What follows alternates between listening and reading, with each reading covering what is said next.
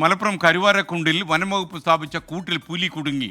നരഭോജി കടുവയെ പിടികൂടാൻ സ്ഥാപിച്ച കൂട്ടിലാണ് ഒരു പുലി കുടുങ്ങിപ്പോയത്. ചക്കിന് വെച്ചത് കൊക്കിന് കൊണ്ടു. സമീർ ബിൻ കരീം മലപ്പുറത്ത് നിന്ന് കൊക്കിൻ്റെ കഥയുമായി ചേരുന്നു. പറയൂ സമീർ.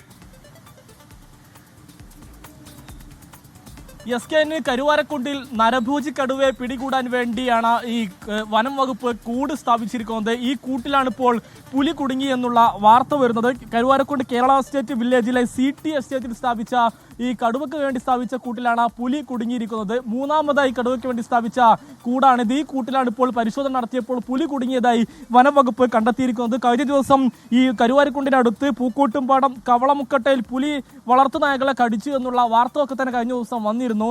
അതിനു പിന്നാലെയാണ് ഇപ്പോൾ ഈ പുലിയായിരിക്കാം ഈ കൂട്ടിൽ അകപ്പെട്ടത് എന്നുള്ള നിഗമനത്തിലേക്ക് വനം വകുപ്പ് എത്തിയിരിക്കുന്നത്. ഇന്ന് രാവിലെ പതിവ് പോലെ ഈ കടുവ അകപ്പെട്ടിട്ടുണ്ടോ എന്നറിയാൻ വേണ്ടി വനം വകുപ്പ് ഉദ്യോഗസ്ഥർ കാട്ടിലെത്തി പരിശോധന നടത്തുകയായിരുന്നു.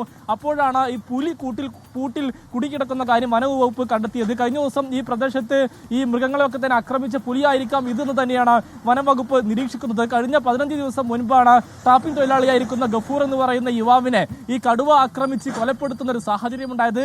അതിന് പിന്നാലെയാണ് കരുവാരക്കുണ്ടിലെയും കാളികാവിലെയൊക്കെ തന്നെ കടുവയെ പിടികൂടാൻ വേണ്ടി വനം വകുപ്പ് വ്യാപകമായി തെരച്ചിൽ നടത്തുകയും കൂട് സ്ഥാപിക്കുകയും ചെയ്തത്. അങ്ങനെ കടുവയെ പിടികൂടാൻ കഴിയുന്നില്ലെന്ന് ആരോപിച്ച് നാട്ടുകാർ വലിയ തരത്തിൽ സമരത്തിലേക്ക് പോകാനിരിക്കുന്ന ഒരു ഘട്ടത്തിലാണ് ഇപ്പോൾ പുലി കൂട്ടിലാകുന്ന ഒരു സാഹചര്യം ഇപ്പോൾ ഉണ്ടായിരിക്കുന്നത്. ഈ പ്രദേശത്ത് കടുവയും പുലിയും ഒക്കെ തന്നെ ഉള്ള ഒരു മേഖലയാണ് എന്നുള്ളതാണ് ഈ നാട്ടുകാർ വ്യക്തമാക്കുന്നത്. പല ഘട്ടങ്ങളിലായി വന്യമൃഗശല്യം അതിരൂക്ഷമായ രീതിയിൽ ഈ ഭാഗത്തെ ജനങ്ങളെ ബാധിക്കുന്നുണ്ട്.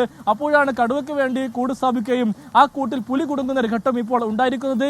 ഇനി കടുവയെ പിടികൂടാനുള്ള ദൗത്യം ഇതുമായി ബന്ധപ്പെട്ട് തുടരുമെന്നുള്ളതാണ് വനം വകുപ്പ് വ്യക്തമാക്കുന്നത്.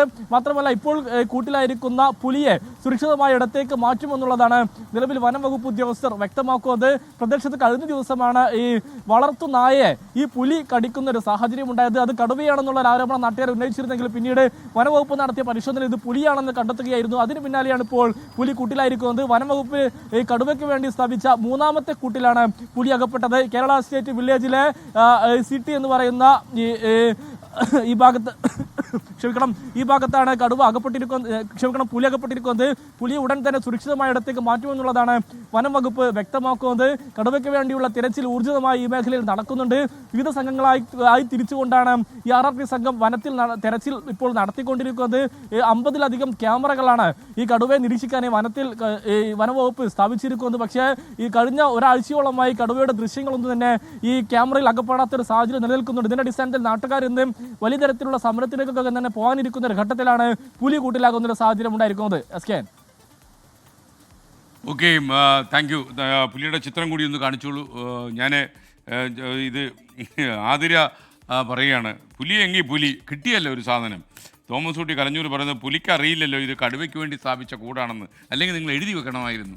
ആ കോമഡി എനിക്ക് ഇഷ്ടപ്പെട്ടു. മാത്രമല്ല പുലി ഇപ്പോൾ ചിന്തിക്കുന്ന എന്താണെന്നറിയാമോ, വല്ലാത്ത പണിയായിപ്പോയി, മറ്റവന് വെച്ച പണി എനിക്ക് കിട്ടിയല്ലോ. അങ്ങനെയായിരിക്കും പോയി പുലി അവിടെ കിടന്നുകൊണ്ട് ആലോചിക്കുന്നത്. നീ കൂടെ കുറച്ചു നേരം അവിടെ ആലോചിക്കും പുലി.